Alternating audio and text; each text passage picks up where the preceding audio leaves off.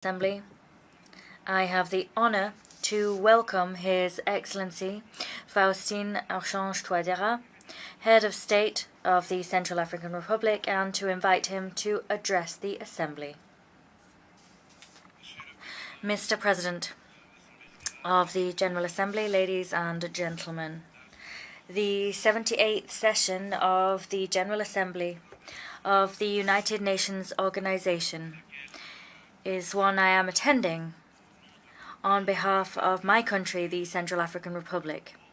It provides me with a felicitous opportunity to reaffirm our staunch determination to contribute to the quest for common solutions to the challenges faced by humankind. Mr. President, before making my address by way of my country's contribution to the general debate, I wish from this high rostrum of the United Nations, symbol par excellence of human solidarity, I wish to express the solidarity of the CAR people to the brotherly peoples of Morocco and Libya, who have been devastated by natural disasters which have produced colossal material damage which is incalculable indeed, and have also claimed thousands of lives. This occurred just a few days before the opening of our session. As I have underscored on other occasions, the tragic consequences of these natural disasters must draw the attention of the world scientific community to the urgent need to pinpoint the regions of the world which are particularly vulnerable to extreme climate events, and must prompt them to make available to the states concerned the necessary information to limit the damage caused by such events. Moreover, the entire world followed with great dismay in recent days the arrival en masse of thousands of African migrants to the island of Lampedusa in Italy.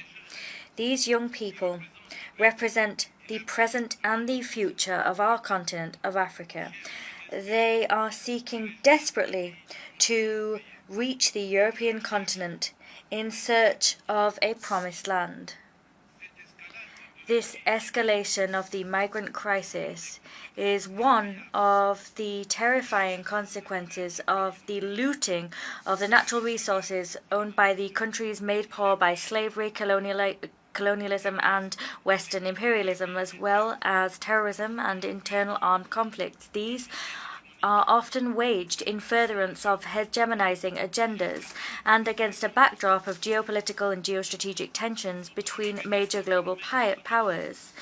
Here I do mourn the existence and decry the existence of this dehumanizing phenomenon. Nevertheless, I hail solidarity and unprecedented efforts deployed by host countries and the IOM to provide assistance to these young people whose very lives are imperiled by smugglers and lawless dream merchants. However, my country believes that the UN must go beyond our common commitment to revitalize global solidarity. It must get African countries on board in the search for global solutions to migratory crises and to the existential challenges which are facing the young people of the African continent.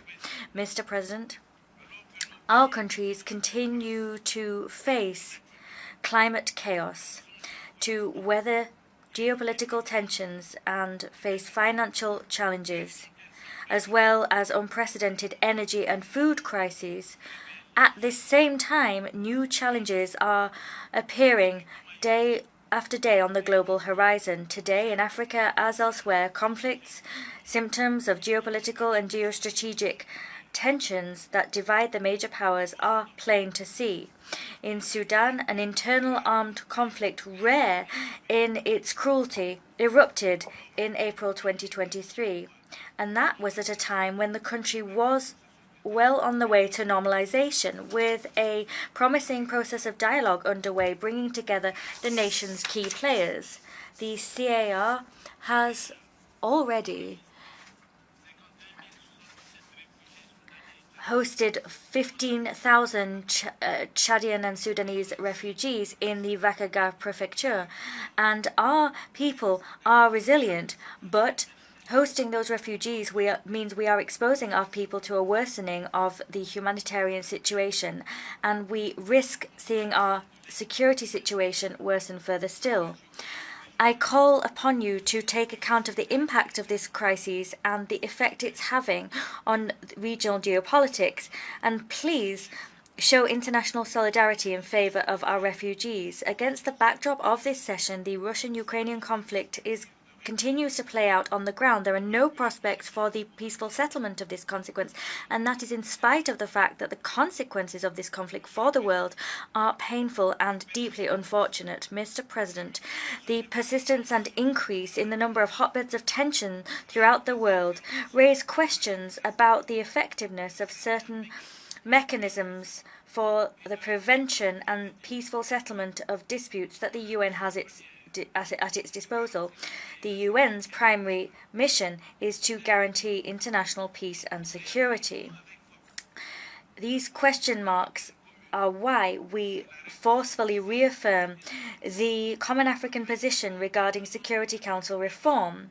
That position seeks to increase the number of permanent and non-permanent members on the Council and to grant a permanent seat to Africa, which is the only right and just thing to do. The CAR believes that there is an urgent need to provide redress for the historical injustices done to Africa in view of important agendas on the table and important summits, such as the Summit of the Future in 2024 and the 80th anniversary of the United Nations in 2025. Both of the above could provide opportunities for member states to unite and to take tangible measures to ultimately usher in the aforementioned reform. Mr. President, the CAR is pondering a question, and that is, how can we expedite the fulfillment of Agenda 2030 to bring about peace, prosperity, progress, and sustainability for all,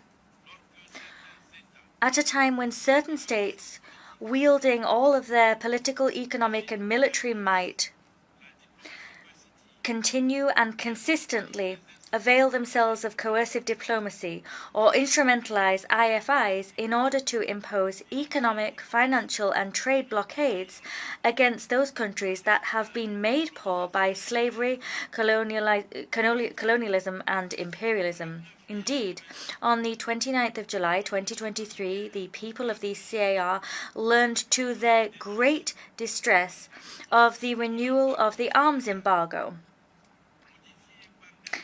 That was brought about by trumped-up reports and allegations, with spurious exemptions provided for the national security forces. The CAR criticizes here before the world this cynical decision which betrays the unspoken intention of the members of the Council that voted for it to instrumentalize sanction regimes for political purposes and to bring political pressure to bear under the aegis of the United Nations. Here, I remind you and I rue the fact that arms embargoes and diamond embargoes that have been renewed for the last 10 years happen in parallel with the suspension of budgetary and economic support, and both of these factors are real obstacle for my country's achievement of the realization of Agenda 2030. Here we repudiate this denial of our right to self-determination and permanent sovereignty over our wealth and natural resources, rights guaranteed by the relevant legal instruments of the United Nations. Please do away with these trumped-up mechanisms which thinly veil a desire to allow insecurity to reign and to continue a stranglehold over our natural resources for the benefit of foreign powers. These mechanisms ultimately legitimize armed groups and give them the status of being a subject of international law. Mr. President, our planet is burning, our planet is drowning, the world is collapsing, the world is crying. Yes, every day the media announce natural disasters linked to climate change, which look very much like harbingers of the apocalypse. Paradoxically, trust and solidarity between the nations, as founding values of the United Nations are growing ever more brittle. And that is taking the human community, the community of mankind, further and further away from achieving the noble sustainable development goals for the benefit of peace, prosperity, progress and sustainability for all, as enshrined in Agenda 2030. However, in order to rebuild trust and reignite solidarity in the face of devastating climate phenomena, commitments have been entered into by developed nations and major polluters. We saw that in the Paris Agreement, in Glasgow, and in Sharm el-Sheikh in Egypt. COP27, in particular, was particularly useful in setting 4 major goals that we all adopted, namely mitigation, adaptation, financing, and a just transition in order to face up to the common challenges of humankind. Unfortunately, many countries have been the innocent victims of the tragic consequences of the overexploitation of our planet by developed countries, and these countries are not seeing the fruits of financial pledges made. Mr. President, we are rightly aware of the value of the contributions made by bilateral and multilateral partners in their desire to show solidarity towards Africa, our continent, and we thank them for that support. However, we call for a more dynamic, diversified, and agile partnership which respects the sovereignty of states and the cultural and moral values of all. It is only in this way that we will be able to reignite the flame of friendship between peoples, to promote peace and security, and to create conditions propitious to equitable and inclusive development. My country continues to advocate for an inclusive multilateralism, for accelerated, expedited growth for all, for a global balanced order, and we call for global disputes to be solved with particular emphasis placed on international peace and security and the respect of the sovereignty of each and every state. I like to avail myself of this opportunity to decry all the disinformation and smear campaigns waged by certain Western media against the CAR. Here, I reaffirm my country's determination to diversify its international cooperation and extend it to all countries who wish to cooperate with us with the only desire of furthering the vital interests of our people and of avoiding competition between global powers. That's the cooperation I call for. Mr. President, on the 30th of July, we adopted the new constitution of the CAR. That was adopted by an overwhelming majority of 95.3% of the population. There was a turnout of over 57%. And with that vote, the people of the CAR reaffirmed its commitment to the purposes and principles set forth in the United Nations Charter. They reaffirmed their inalienable right to the respect of their sovereignty, to self-determination, to the stability of institutions, to peace, to security, to national unity, and to development. To speed up fulfillment of Agenda 2030 and its sustainable development goals to bring about peace, prosperity, progress and sustainability for all, the government continues to implement the political agreement for peace and reconciliation. And we continue also to implement the Luanda Joint Roadmap. We are striving to strengthen the commitment of all stakeholders to these processes. As part of the implementation of these agreements for peace and international security, 9 armed groups have already been dissolved. In parallel, the Special Criminal Court and other ordinary courts independently continue their fight against impunity. I wish to recall that beyond the Constitution, our national policy of decentralization is the expression of a deeply harbored will of the CAR.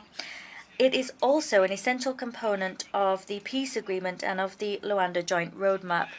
I wish to here point to all of the efforts already undertaken by the National Electoral Authority with the support of international technical assistance, these efforts have allowed us to reassess the timeline for elections.